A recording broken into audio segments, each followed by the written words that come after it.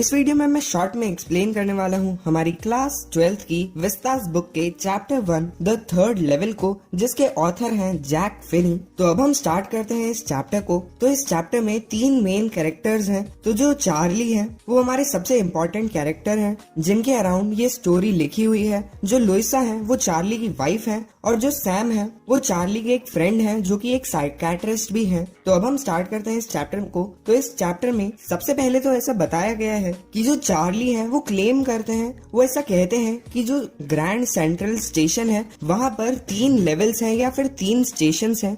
और वो कहते हैं कि अगर वो किसी से भी पूछेंगे, जैसे कि प्रेसिडेंट से पूछेंगे या रेलवे अथॉरिटी से पूछेंगे, अगर आप किसी से भी पूछेंगे तो वो यही कहेंगे कि ग्रैंड सेंट्रल स्टेशन पर 2 ही लेवल्स हैं। पर चार्ली कहते हैं कि वो 3rd लेवल पर भी गए हैं। इसके बाद वो बताते हैं कि मैंने एक साइकियाट्रिस्ट को भी दिखा दिया है, उनसे चेकअप करवा लिया है, और वो कहते हैं कि ये एक वेकिंग ड्रीम विश फुलफिलमेंट है। मतलब जो साइकियाट्रिस्ट फ्रेंड है उनके, वो उनसे कहते हैं कि आप जरूर वहाँ पर जाना चाहते थे और आपने जरूर इसके बारे में विश किया होगा, इसके बारे में ड्रीम किया होगा, क्योंकि आप अनहैप्पी थे इस वर्ल्ड में। आजकल की जो करंट सिचुएशंस हैं, जो इनसिक्योरिटी है, जो फियर है, जो वॉर चलती रहती है आज के टाइम में, जो वरीज है, उनके कारण आप अनहैप्पी होंगे और इसी के कारण आपने उस जगह को ड्रीम किया होगा। ये आपके लिए एक एस्केप जैसा था। और साथ ही में उनके साइकियाट्रिस्ट फ्रेंड एक और एग्जाम्पल देते हैं कि जैसे कि जो चार्ली है वो स्टैम्प्स कलेक्ट करते हैं ताकि उनको टेम्पररीली इस वर्ल्ड की सारी परेशानियों से छुटकारा मिल जाए। वो अपने स्टैम्प्स में इतने ज्यादा खो जाते हैं कि वो अपनी वरीज से फ्री हो जाते हैं।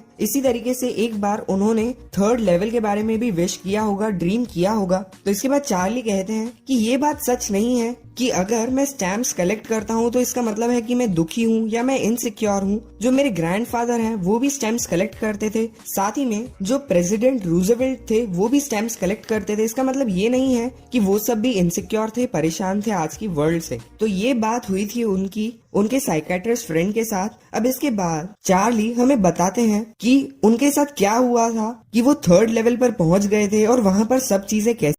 आगे की समरी बताने से पहले ये देख लीजिए, क्या पढ़ाई में आते हैं आपको डाउट्स, तो 5 सेकंड में डाउटनर के साथ करो उन्हें आउट। बस अपने सवाल की फोटो खींचो, क्रॉप करो और तुरंत वीडियो सॉल्यूशन पाओ। फिर चाहे आपका सवाल physics, chemistry, math, biology, CBSE, UP, Bihar, Maharashtra, Rajasthan, MP या फिर किसी अन्य बोर्ड का हो, यहाँ तक कि कक्षा 6 से 12वीं IIT, जेई और नीट का सवाल हो, सबके जवाब मिलेंगे डाउटनट ऐप। इसके साथ डाउटनट ऐप पर चल रही है इंडिया की number 1 daily online video classes, वो भी इंग्लिश और हिंदी मीडियम में, जहाँ पे पूरा कोर्स पढ़ाया जा रहा है। आज ही जाके इन कोर्सेज का हिस्सा बनिए और डाउटनट ऐप इंस्टॉल करिए।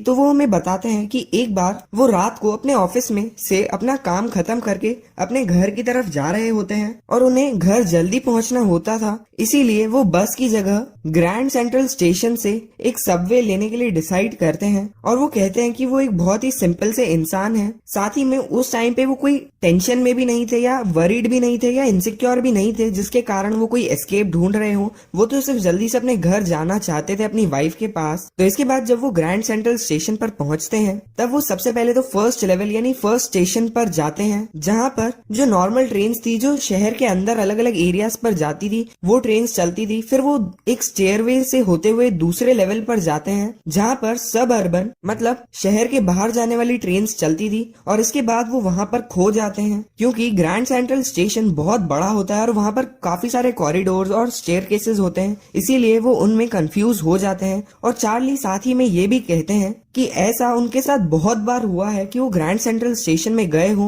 और उनके बाद उन्हें कोई नया स्टेयरकेस या कोई नया कॉरिडोर दिखा हो, इसीलिए वो हर बार कंफ्यूज हो जाते हैं ग्रैंड सेंट्रल स्टेशन में। और इसीलिए वो ग्रैंड सेंट्रल स्टेशन को एक ट्री से कंपेयर करते हैं कि जैसे कि एक ट्री की जो रूट्स होती हैं वो लगातार बढ़ती जाती हैं और नई नई रूट्स आती जाती है एक ट्री में, वैसे ही जो ग्रैंड सेंट्रल स्टेशन है उनमें भी नए नए कॉरिडोर्स आ जाते हैं जो नई नई जगहों तक पहुंचते हैं। इस तरीके से चार्ली ग्रैंड सेंट्रल स्टेशन को एक ट्री से कंपेयर करते हैं। वो कहते हैं कि एक बार वो ऐसे ही एक कॉरिडोर में गए थे और वो रूजवेल्ट होटल की लॉबी में पहुंच गए थे, और दूसरी बार वो किसी नए कॉरिडोर में गए थे तब वो किसी और जगह पर पहुंच गए थे। इसी तरीके से वो सोचते थे कि यहाँ पर नए नए कॉरिडोर्स ऐड होते जाते हैं। उन्हें ऐसा लगता था, ऐसा वो सोचते थे, क्योंकि उन्हें पूरे ग्रैंड सेंट्रल स्टेशन के बारे में ऐसा नहीं पता होता है क्योंकि वो बहुत बड़ा होता है। साथ ही में चार्ली ऐसा भी कहते हैं कि जो ग्रैंड सेंट्रल स्टेशन है वो लोगों के लिए एक एस्केप की तरह काम करता है, क्योंकि ये इतना बड़ा है, इसमें इतने सारे कॉरिडोर्स हैं, नई नई जगह हैं कि लोग यहाँ पर आते हैं और ये उनके लिए एक एस्केप की तरह काम करता है। मतलब वो इस वर्ल्ड की सारी इनसिक्योरिटीज, वरीज से दूर होते हैं और इस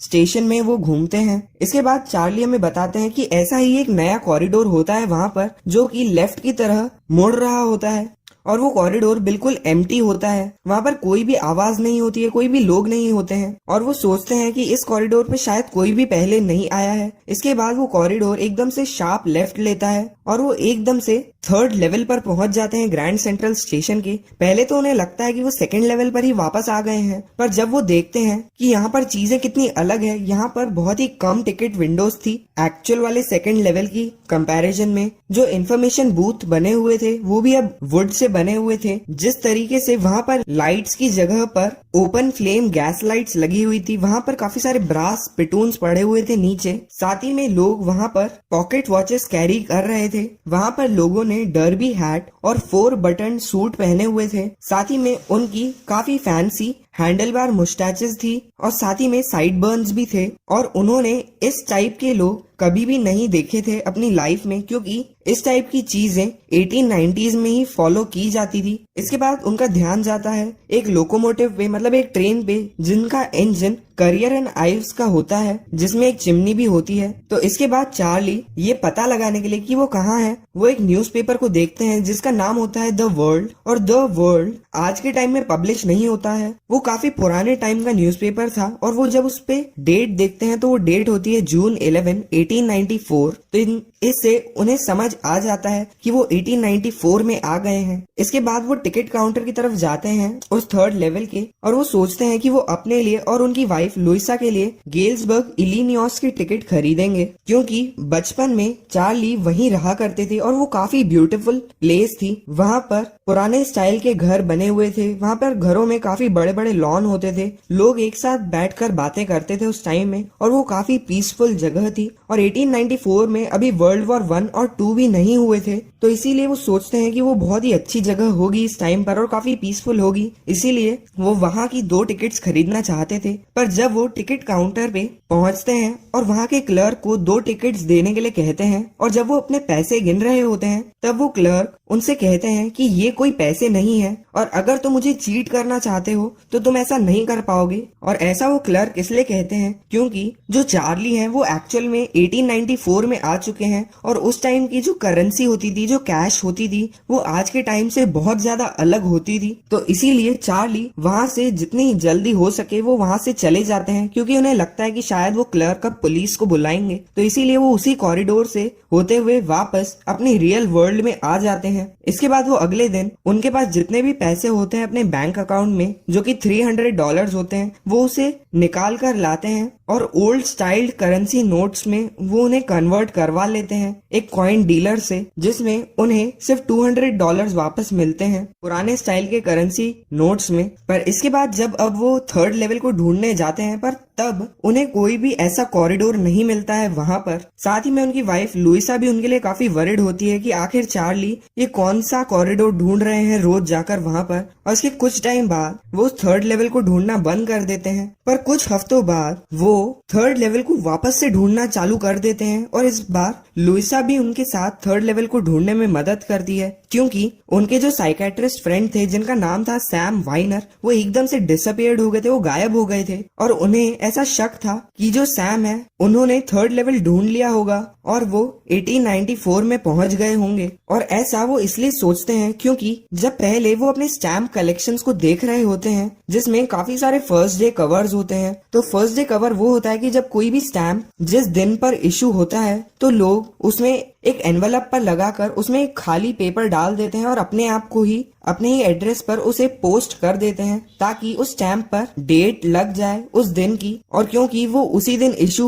हुआ होता है और एक प्रूफ के लिए कि वो उसी दिन इशू हुआ है वो उसे पोस्ट भी कर देते हैं और उस पर जब डेट डल जाती है तो वो एक फर्स्ट डे कवर बन जाता है। तो जब चार्ली अपने फर्स्ट डे कवर्स को देख रहे होते हैं तब उन्हें एक ऐसा लेटर मिलता है जो कि पहले वहां पर नहीं था और वो एक काफी पुराना लेटर था जो कि उनके ग्रैंडफादर के एड्रेस पर मेल किया गया था और उस पर डेट डली हुई थी 18 जुलाई 1894। और जब वो उस एनवलप को खोलते हैं तो उसमें कोई भी खाली पेपर नहीं होता है बल्कि एक लेटर होता है जिस पर चार्ली का नाम लिखा हुआ होता है। और उस लेटर में लिखा होता है कि चार्ली, जब मैंने तुम्हारी स्टोरी सुनी थी थर्ड लेवल की तब मैं चाहता था कि काश ये बात सच हो, पर अब मैं जानता हूँ कि ये बात सच है क्योंकि मैंने थर्ड लेवल को ढूंढ लिया है और मैं यहाँ पर 2 हफ्तों से हूँ और ये काफी अच्छी जगह है। साथ ही में तुम अपनी वाइफ लुइसा को लेकर भी यहाँ पर आ जाओ। तुम थर्ड लेवल को जल्दी से ढूंढ लो क्योंकि ये काफी अच्छी जगह है। और वो लेटर सैम ने लिखा हुआ होता है। साथ ही में जब वो एक कॉइन स्टोर पर जाते हैं